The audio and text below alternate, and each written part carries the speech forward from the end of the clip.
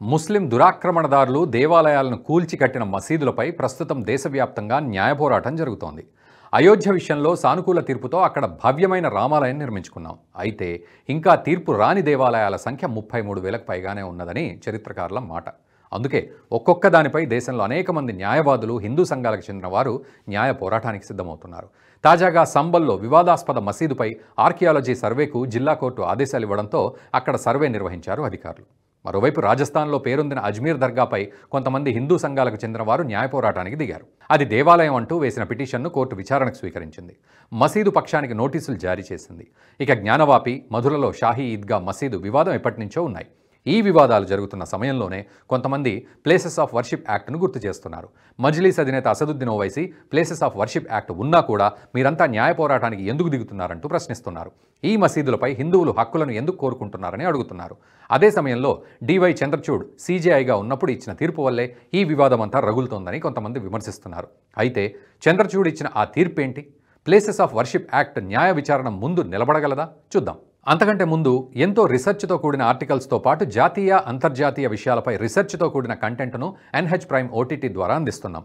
ఇప్పుడే www.nhprime.in వెబ్సైట్లోకి login అయి సబ్స్క్రైబ్ చేసుకోండి. జాతీయవాద జర్నలిజాన్ని ప్రోత్సహించండి. ప్రస్తుతం అన్యాక్రాంతమైన దేవాలయాలపై జరుగుతున్న న్యాయ పోరాటం అంతా సర్వే వరకు వచ్చి నిలిచిపోతాయని, ఇందుకు ప్లేసెస్ ఆఫ్ వర్షిప్ యాక్ట్ అడ్డు వస్తుందని నిపుణుల వాదన. అయితే ఈ యాక్ట్ ద్వారా సర్వేలు కూడా చేయకూడదని కొందరు వాదిస్తున్నారు. ఈ క్రమంలో డివై చంద్రచూడ్ 2022 మే 20వ తేదీన ఇచ్చిన తీర్పు చర్చలోకి వస్తోంది. నాడు డివై చంద్రచూడ్ ఇచ్చిన తీర్పును ప్రస్తుతం అన్ని దేవాలయాలు, మసీదుల్లో సర్వే నిర్వహించేందుకు మార్గాన్ని సుగమం చేసిందని న్యాయ నిపుణులు చెబుతున్నారు. ప్లేసెస్ ఆఫ్ వర్షిప్ యాక్ట్ చట్టం ప్రకారం 1947 ఆగస్టు 15 నాటికి దేవాలయం కానీ, మసీదు కానీ ఏ స్థితిలో ఉందో అదే స్థితిలో ఉంచాలి. అయితే ఇక్కడ ఒక సమస్య వచ్చింది.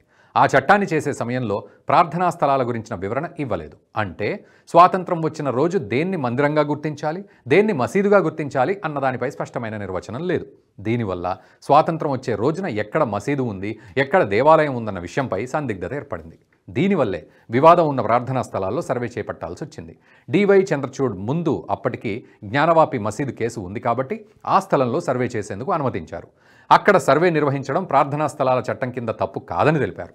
దీంతో జ్ఞానవాపి మసీదులో సర్వే నిర్వహించారు. ఈ తీర్పును ఆధారంగా చేసుకునే చాలా జిల్లా కోర్టుల్లో సర్వేకు అనుమతి లభించినట్టయింది. దీనికి తోడు ప్రార్థనా స్థలాల చట్టం ఆర్కియాలజీ డిపార్ట్మెంట్ కింద ఉన్న కట్టడాలకు వర్తించదు. అంటే ఈ డిపార్ట్మెంట్ కింద ఉన్న కట్టడాల్లో సర్వే చేయడానికి ఈ చట్టం అడ్డురాదు. దీనివల్లే ప్రస్తుతం సంబల్లో సర్వే నిర్వహించేందుకు జిల్లా కోర్టు అనుమతిచ్చింది. దీంతోపాటు ఆర్కియాలజీ డిపార్ట్మెంట్ కింద ఉన్న కట్టడాలన్నింటిలో కోర్టులు తీర్పు ఇవ్వడానికి ఎటువంటి అడ్డంకి ఉండదు కాబట్టి అయోధ్యలాగానే తుది తీర్పు ఇవ్వడానికి కూడా వీలవుతుందనేది న్యాయ నిపుణులు చెప్తున్న మాట.